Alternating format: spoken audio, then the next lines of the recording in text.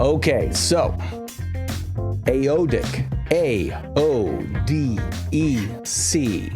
That is an acronym that we talked about a little bit last week, but I want to dive into each one of these points very specifically, not the way you do it typically with your clients, but the way that we can apply those same concepts to the idea of building and owning your personal brand and doing it in a way that you can be proud of, that will project you forward, but that will be truly based on a nonfiction version of who you are, what you do, and how you do it.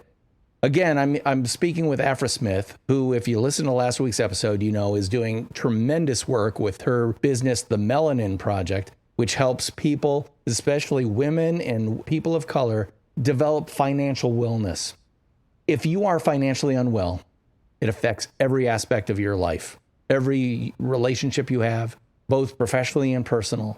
But if you are financially well, you are well on your way to whatever you want, whatever your dream happens to be. So I know that you probably preach that in all over the place, but I want to take your AODEC concept set apart one at a time and apply them toward the concept of personal branding. So the first one, which is acknowledge. Can you talk us through what you mean by acknowledge? Yeah, so, acknowledge that you have an issue. That's the first step to healing anything, right? You have to first acknowledge that there is some kind of problem and that you actually need the help. And in order to get through something, you have to open up to somebody. You don't have to open up to the world, but you have to tell somebody that there's a problem, because that is the only way that you're going to get the knowledge that you need. We know the knowledge is the power. But in my mind, this mindset approach, this is the hardest step in AODEC. This was the hardest for me, and it's the hardest for most of my clients, because even when they're in the session with me, they know my story. They are still uncomfortable.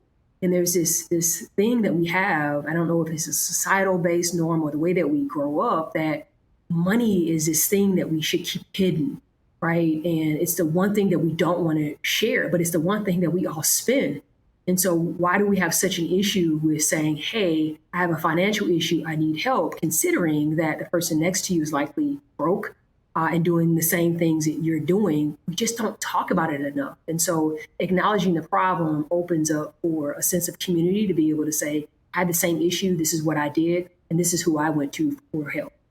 Yeah, well, I'm going to take that word acknowledge and apply it directly to the necessity, from my point of view, to personally brand yourself, which is you need to acknowledge that you aren't getting the job you want because people don't know who you are or how good you are, or maybe that you have not, to use your second word, owned everything that is yours to own, which is someone took credit for my project and now all of a sudden they look fantastic and no one realizes that actually I did all the work.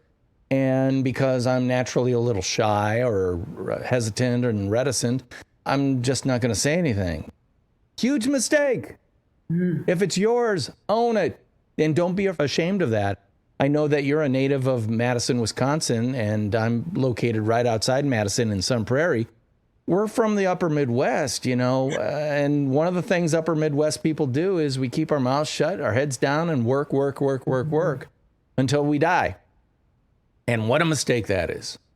Yes. So the first thing you need to do is acknowledge that that is, in fact, a mistake that we make as human beings, especially those of us who like our deeds to prove who we are more than our mouths. Yes. Well, sometimes your mouth has to take credit for your deeds. So I love that concept of acknowledge. Let's all acknowledge we have a personal branding problem in that we don't have a personal brand. You're building your personal brand. Like, we have not talked, even though we're in the state of Wisconsin, we have not talked about the Green Bay Packers. We have not talked about the Wisconsin Badgers, the local university's big football team, Big Ten football team. We haven't talked about the weather. Why? Because we're in Wisconsin, we're suffering together. It's freezing out right now, I'll tell you that much. But we're not talking about these things because they're not in your personal brand set of things to talk about. They're not part of your niche. They're not part of my niche. What we are talking about is my niche, personal branding and taking credit for who you are, what you do, and how you do it. And we're talking about your niche, which is building financial literacy and financial wellness with people who desperately need it. guess what? We can talk about that stuff all day long and not talk about the stuff that takes us off topic, which kind of gets us a little bit to your D concept, which is develop selective hearing. I want to talk about that in depth because I need to hear more about developing selective hearing. What do you mean by that?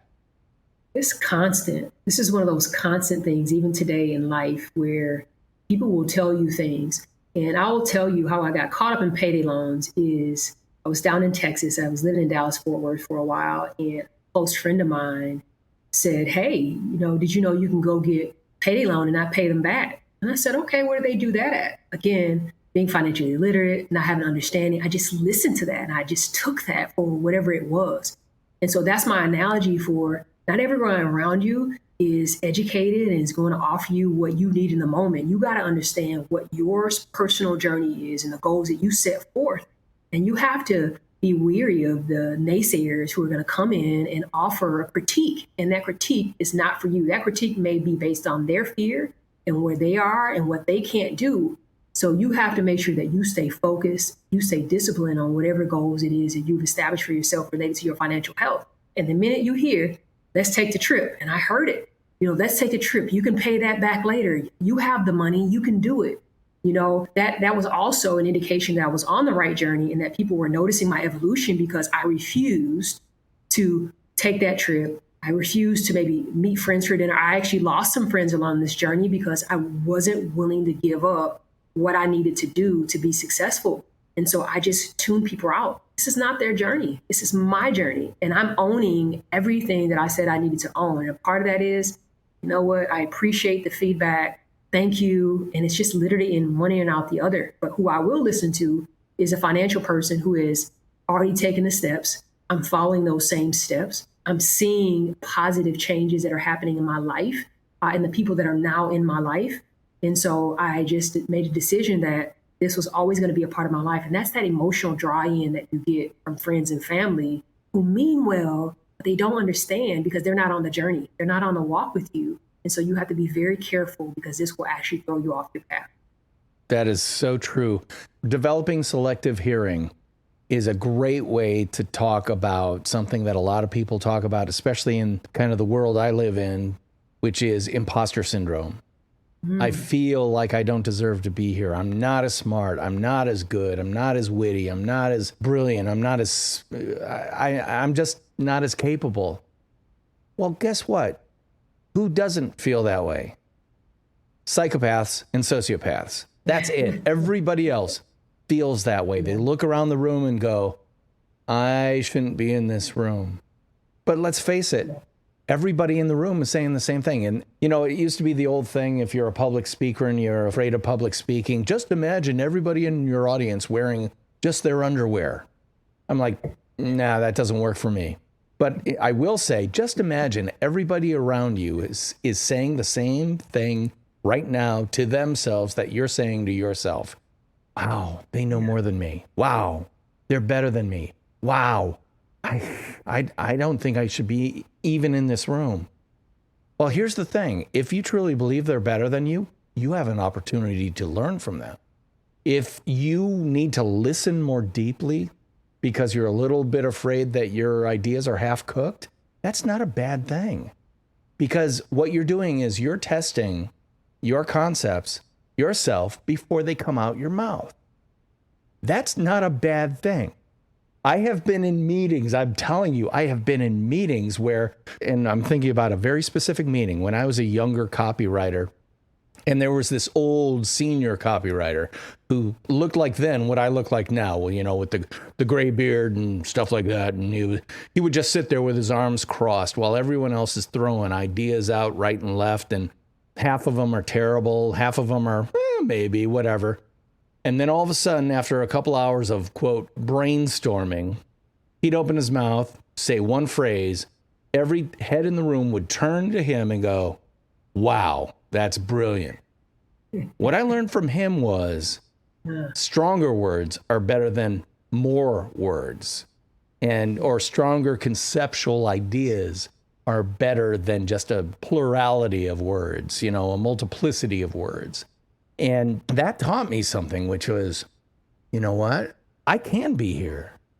I can. All I have to do is listen and think and then keep my mouth shut until I have something worth saying.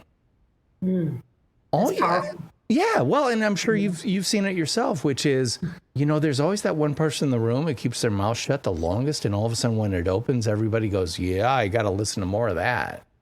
Why don't you become that? How did they get there? And the answer is because they stopped listening to their internal self that says you shouldn't be here. Instead said, I'm going to listen to all the smart people around me. I'm going to take those ideas. I'm going to combine them, remix them, and put my own spin on them, and then share this fully baked idea. Yeah. And everyone's going to eat it up like it's the delicious piece of brilliance that I just baked because it was fully baked. And again, that comes out of your concept of develop selective hearing. Love that idea.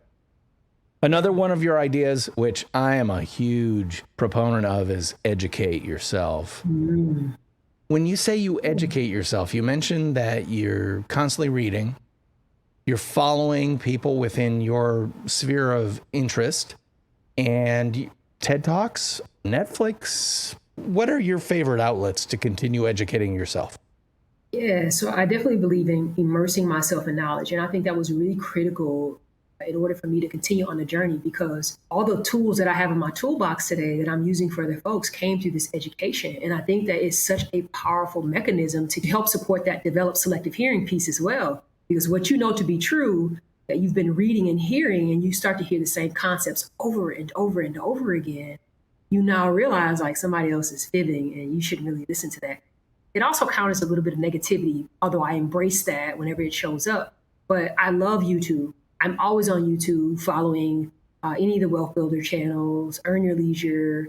I'm a fan of Dave Ramsey, even though a lot of people are pushing back on him recently for some of the comments he made. His book, Total Money Makeover, was the first financial book I read. Rich Dad, Poor Dad was another book, one of my first books that I ever read through, and it was just very powerful to read it. I was so excited to see these concepts and to have them written out in a way that was tangible for me. And so it's every day. I have audiobooks that I'll play for a few hours. I'm up every morning at 5 a.m. If that's what I'm doing. I'm immersing myself in some kind of knowledge around credit, anything educational. Last night I was on a seminar with a real estate guy. It was a free seminar, masterclass. I'm going to join in and see what he has to say. So I'm always learning something from somewhere that will trigger something for me to say, oh, I can do this. Or, hey, I might need to change this. I think mistakes are where I get my most power. When problems show up is where I get the most power, because it gives me an opportunity to research. And even when I make mistakes, it gives me the opportunity to research. Or when a door closes, I don't get upset anymore about that. I'm like, that door wasn't for me. And now that I have all this education, I know that somewhere along the line, something's going to show up that I need, because I'm immersing myself and exposing myself constantly to it. So how can I not be successful with all the knowledge I have? I love one of the things you said about mistakes being an opportunity to learn. Being the old dad that I am, one of the things that I constantly pulled out for my daughters was, a mistake is only a mistake if you've done nothing to correct it. And that correction comes in the form of education. And I love the fact that you're going to the University of YouTube, because let me tell you, I learned a long time ago when my college-age daughters were a lot younger. One day I was watching them, and I'm one of those people who's very much teach a person to fish rather than show them. It's like, no, go to Google. Let's look it up. I'll help you learn how to do it. But from now on, you go to the Google and you find out this stuff. And they wouldn't go to Google. They'd go to YouTube, because they would much rather search for something and then watch a video about it. And it's now basically true. Entire generations view YouTube as a primary resource for research and education and entertainment and everything else. So, and I'm all for it. Like when I started this podcast, I didn't know how to podcast. Well, guess what? There's an app for that, or in this case, a website for that. It's called YouTube. And I happened to watch a Pat Flynn video that he created for Tim Ferriss on how to podcast via Apple GarageBand, how to edit and all that stuff. I'm like, Tim Ferriss, Pat Flynn, and Pat Flynn, by the way, Do you think it was an SEO play to put Tim Ferriss's name in the title of the YouTube? Wow. Yeah, it was. But it was also Pat Flynn using a concept that I like to call fly with the flock you want to be in.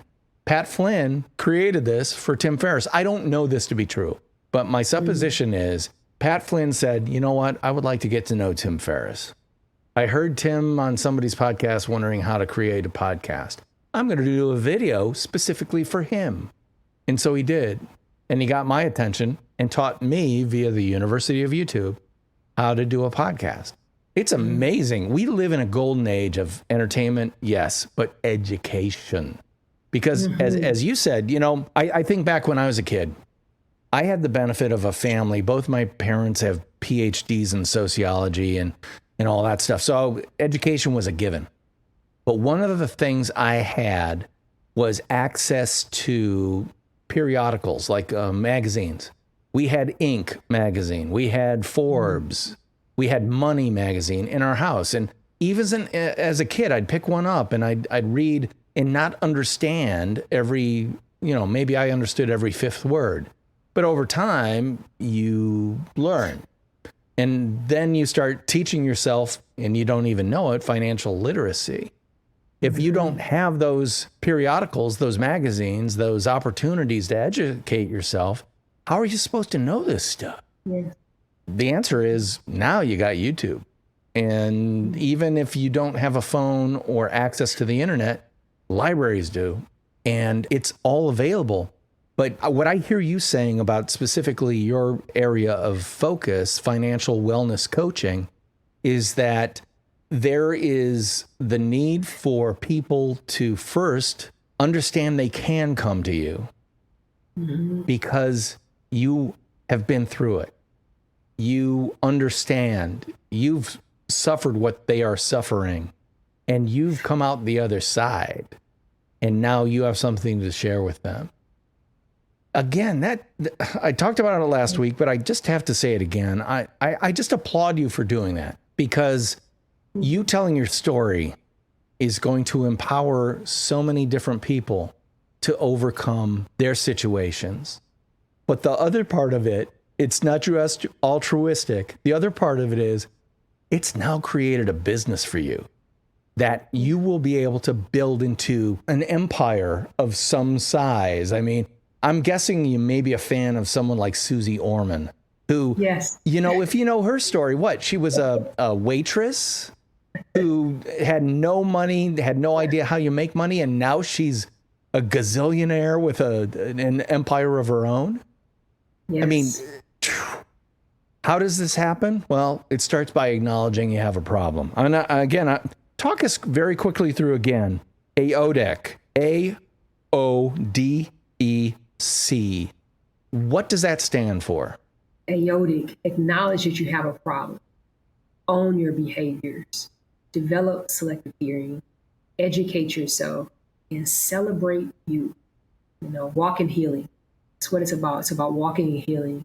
It's a mindset. It's a constant battle to tell yourself you belong, you're okay, you're worthy, you're deserved. Once you become exposed to the knowledge you need, you become accountable. What you're not exposed to, you're not accountable for. But once you do become exposed, you are accountable. And AODEC touches on that. It's my story, it's my journey, it's your story and your journey, and it can be tied into you in order to get you to move forward. And it's something you'll take with you as you take the journey through life and through financial wellness. I could not agree more, especially that's a great place to end this episode of the Nonfiction Brand podcast. Celebrate you. Now, you, of course, have said celebrate your wins when it comes to financial wellness and things like that. I want to extend that kind of into the personal branding realm of what Nonfiction Brand, what this podcast is all about. And that is celebrate the experience you have. Celebrate the expertise you've developed. Celebrate the teams and mentors and professionals and examples and, the inspirational figures in your life. Own them as yours. Don't be afraid to say, you know what? I did that project. I deserve some credit for that project. And I'm not going to be a jerk about it, but I will say, just so you know, I did this part of it and I'm proud of it. And the best way to do that, anyone who's listened to this podcast more than once knows I'm going to tell you it's via the most powerful channels of communication ever in the history of the world, social media. And they're all free. There are free levels. I mean, you're already paying for your phone, so you might as well use that to get on whatever your favorite social media channels are and go ahead and share it. For example, one of the people I work with came out with a really nice short form video, and I helped them with it and all that stuff. I didn't do everything about that, but I was not afraid to share it under my name, giving credit to the people who were heavily involved, because I understood I was giving them value in return. I wasn't taking full credit for it, but I was giving them some of the value of my extended network who might have eyeballs on this video that was created, making them look better. And one of my big bumper stickers is, when you make someone look great, you look good. And that you should never, ever be afraid to use your social media channels to make someone else look great, which is why I am so pleased to be able to make Afra Smith look great, because she's got a great story to tell, a great story to share, and a great growing business that is going to make a very effective change in so many different people's lives. Again, tell us what the name of your company is and who is the perfect person who should talk to you about what you do and what services you can provide. And my organization is the Melanin Project, and I am open to help anyone in need from all walks of life. I do specialize in working with Black women in the Black family, but I have an array of folks that I work with. And so anyone who needs service and needs support, welcome to come through my door. I hope you'll take up Afra's opportunity or her invitation to engage with her, because especially if you're interested in serving underserved communities, I think she is a great person to add to your network. And everything that you're doing, I think, is brilliant.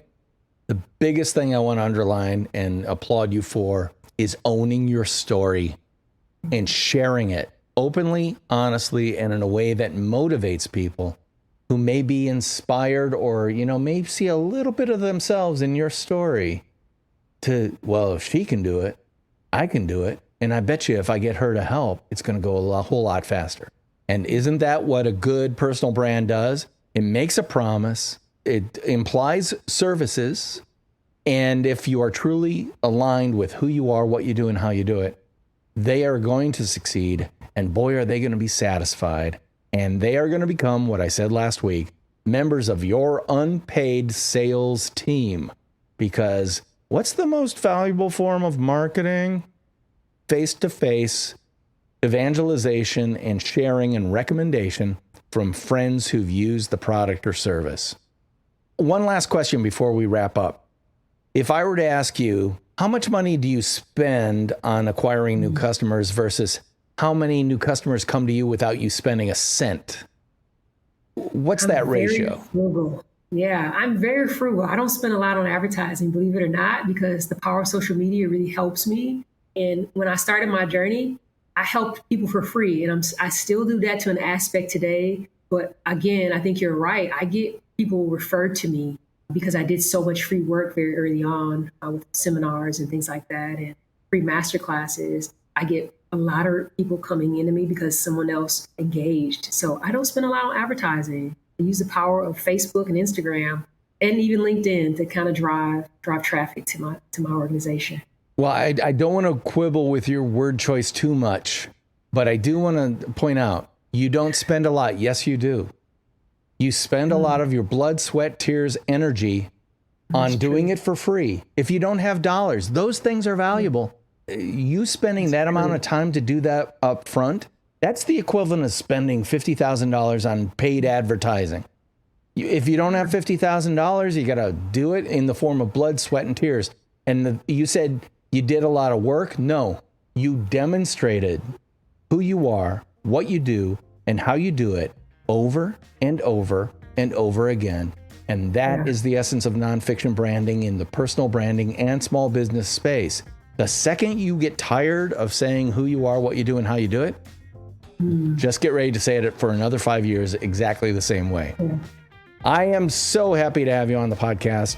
I am your host, DP Knudten, and she is Afra Smith. And I'll be talking at you again next week. Bye-bye.